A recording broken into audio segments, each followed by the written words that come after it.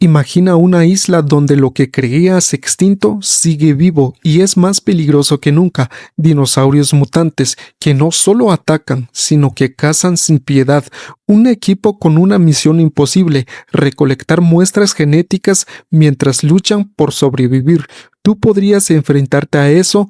Hoy te voy a contar toda la historia de Jurassic World Rebirth, donde cada segundo es vida o muerte. Así arrancó hace 17 años, en lo más profundo de una jungla impenetrable. Un helicóptero aterrizó en la misteriosa isla Saint, donde un grupo de científicos jugaba con la vida misma.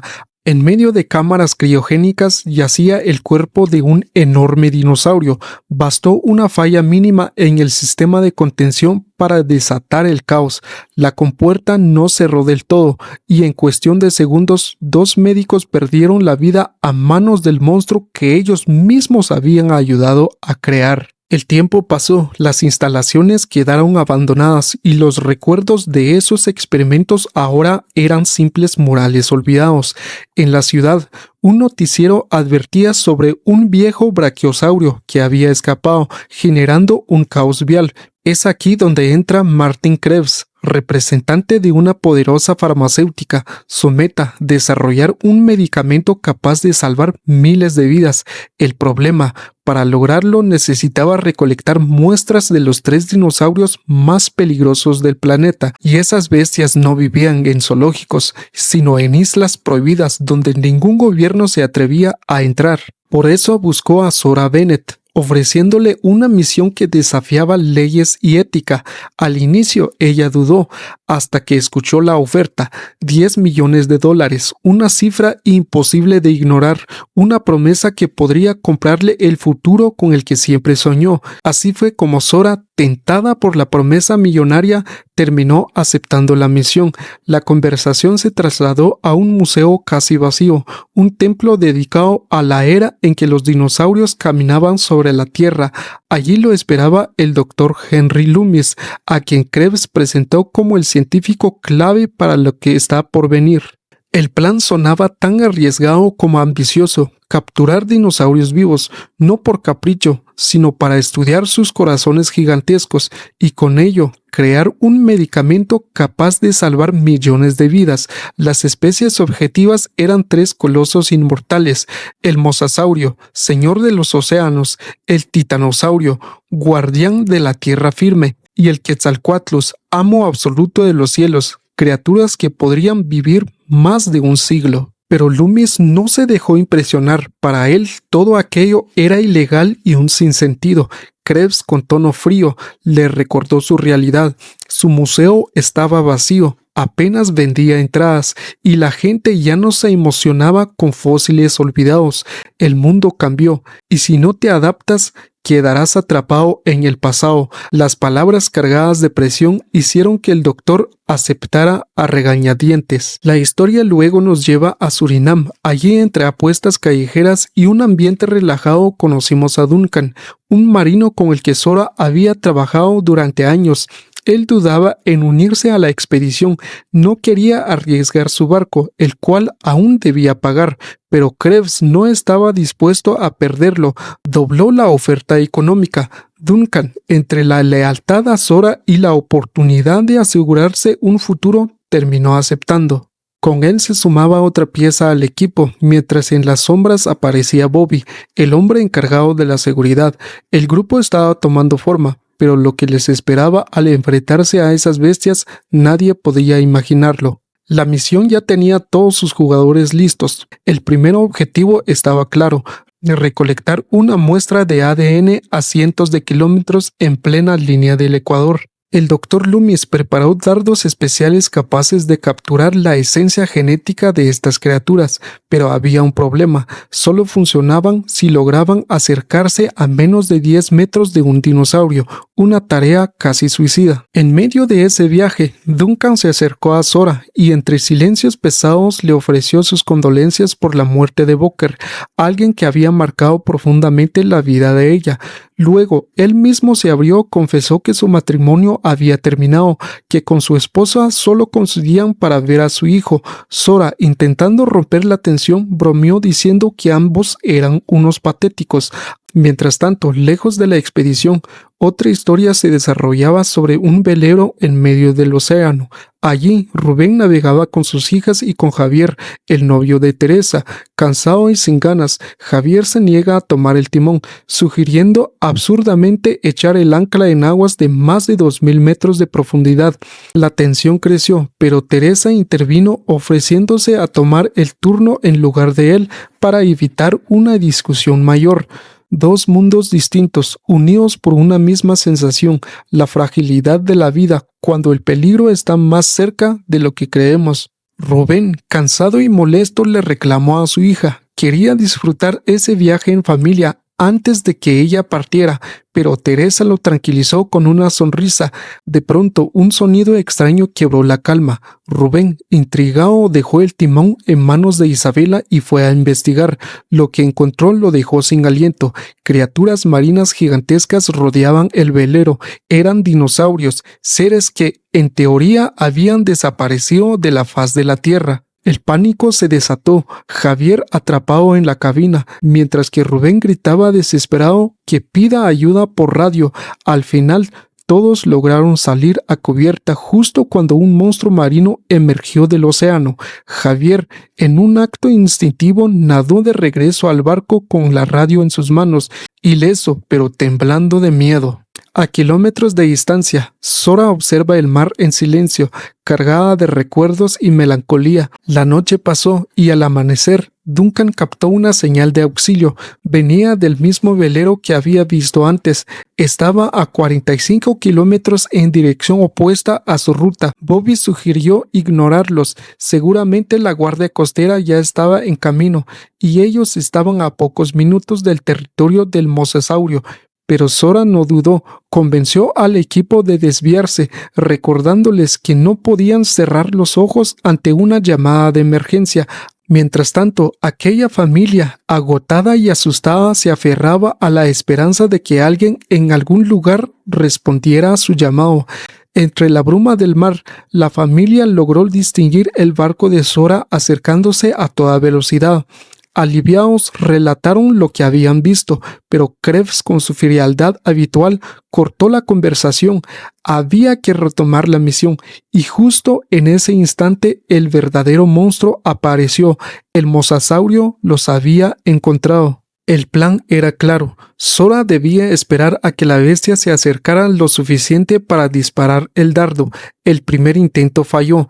El coloso marino jugaba entre las olas como si burlara al equipo, pero el segundo disparo, Sora acertó. La sangre llenó el frasco y por un momento todo fue celebración. El doctor sonrió satisfecho. La muestra estaba asegurada. Sin embargo, la calma nunca dura demasiado. En medio del océano reaparecieron las mismas criaturas que antes habían atacado al velero.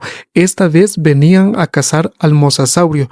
Bobby, sin pensarlo dos veces, abrió fuego, pero sus balas no detuvieron a nadie. Lo convirtieron en presa. En cuestión de segundos fue devorado frente a todos. El caos escaló cuando el mosasaurio emergió con furia, obligándolos a huir.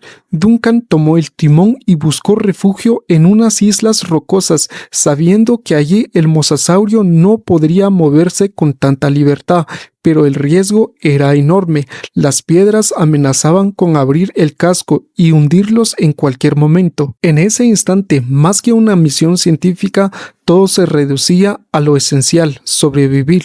La tensión escalaba cada vez más. Teresa logró tomar la radio, pero Krebs se interpuso con una dureza inquietante. Nadie debía comunicarse con el exterior.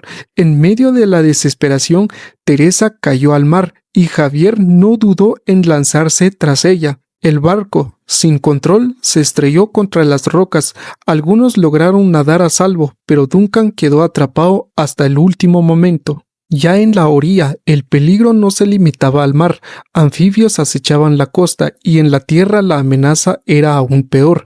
Nina fue atacado por una criatura distinta, una mutación, y entonces Krebs soltó la verdad. La isla no estaba habitada solo por dinosaurios, también por híbridos creados en un laboratorio. bestias tan extrañas que ni los científicos podían clasificarlas, cada una con un precio de millones. Pero Sora también guardaba un secreto, un plan de escape. Si en 24 horas no enviaba señal, un helicóptero sobrevolaría la isla. La familia, por su parte, seguía buscando una salida y denunciando la traición de Krebs. Entre charlas íntimas y confesiones, Rubén recordó a Javier que, aunque hablen mal de ti, lo que de verdad define quién eres son tus acciones. Y tiene razón, Javier había demostrado con hechos que estaba dispuesto a arriesgarlo todo por Teresa. La noche trajo nuevas sorpresas. Un pequeño dinosaurio mutante apareció junto a la familia, casi como un recordatorio de que en esta isla nada es completamente hostil ni completamente seguro. Pero Javier, en un descuido, se llevó el susto de su vida. Criaturas gigantescas surgieron de la nada, devorando a otros frente a sus ojos. Al amanecer, el grupo retomó la marcha con una certeza clara. En esa isla, la vida pendía de un hilo. Algunos dinosaurios eran herbívoros, sí, pero sus depredadores no, y ellos eran solo otra presa más en medio de la cadena. Entre la selva espesa, los soneos de criaturas prehistóricas marcaban el camino. Avanzan con cautela hasta toparse con algo imponente, un grupo de tiranosaurios, y aunque su sola presencia imponía respeto, había en ellos gestos inesperadamente tiernos. Fue allí donde Sora logró extraer una muestra de sangre, mientras el doctor, con los ojos brillando, tocaba la pata de un gigante como si fuera un milagro irrepetible. En otro punto, la familia seguía buscando salida. La niña, aferrada a su pequeño dinosaurio mutante, decidió llamarlo Dolores, pero hasta las compañías más queridas deben soltarse cuando se influye el peligro. Teresa, con su padre herido, se dirigió hacia un bote varado. Para su sorpresa, estaba incompleto. Lo único útil, una bolsa de emergencia con una lancha inflable. Pese a las advertencias de Rubén, Teresa la activó. El estruendo despertó a un Rex dormido. Por instante pareció que la suerte estaba de su lado. El dinosaurio fue a beber agua lejos de ellos y la familia logró subir a la lancha. La corriente los arrastró directo hacia la bestia. El golpe fue brutal. La embarcación se volcó y la persecución comenzó. Rubén creyó que perdió a su hija menor entre las fauces del Rex hasta que la vio salir temblando. Esa mezcla de alivio-terror quedó grabado en todos.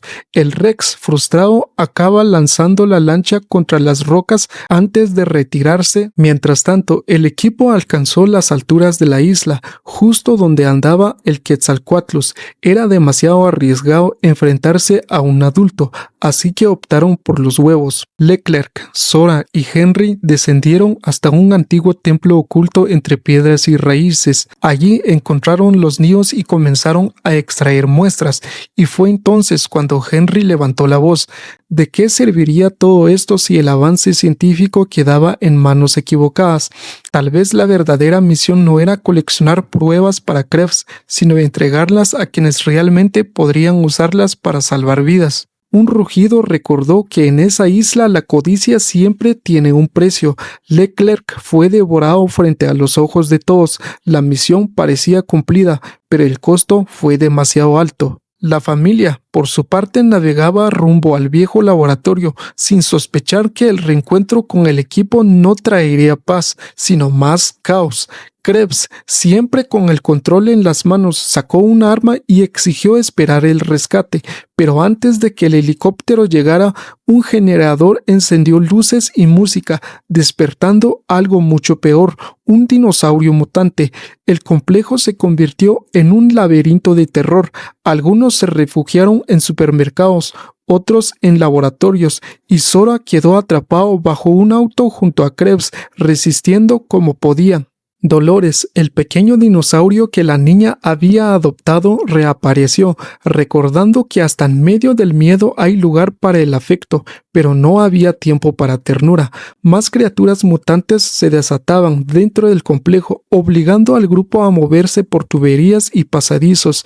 Duncan y Henry descubrieron túneles que conectaban la isla con el océano, y hasta cámaras criogénicas donde guardaban especies congeladas, como si alguien jugaba a ser Dios. El helicóptero por fin apareció, pero la esperanza duró poco. Un mutante colosal lo derribó en segundos, dejando claro que la salida aérea ya no era opción. El único camino era el mar.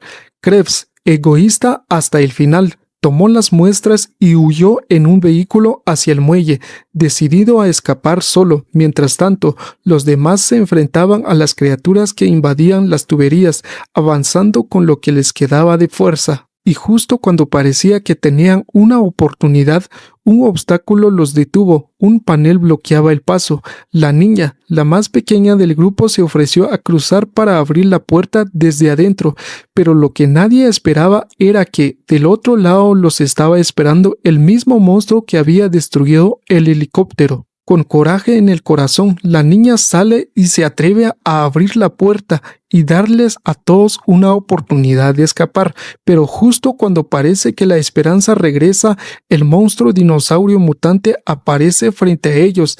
Krebs intenta distraerlo con un vehículo, aunque al final termina siendo devorado sin piedad. Zora, en medio del caos, recoge las muestras que Krebs dejó caer. El grupo corre hacia la lancha, pero la pequeña se queda paralizada del miedo, y ahí es cuando Duncan, con un gesto heroico, prende una bengala y se lanza al mar para atraer al monstruo, sacrificándose por ella. Zora, rota por dentro, arranca la lancha entre lágrimas mientras observa cómo Duncan desaparece entre las garras de la bestia. La criatura los persigue, pero la velocidad del bote logra alejarlos. Todo parecía perdido, hasta que en el horizonte una bengala aparece. Duncan sobrevivió. El alivio los invade y los rescatan de inmediato. Con ella viaja también Dolores, el pequeño dinosaurio que logró escapar junto al grupo. Ya a salvo, Henry le recuerda a Zora que ahora es su decisión qué hacer con las muestras. Ella, después de todo lo vivido, comprende que la riqueza no lo es todo y que el verdadero valor está en usarlas para un bien mayor.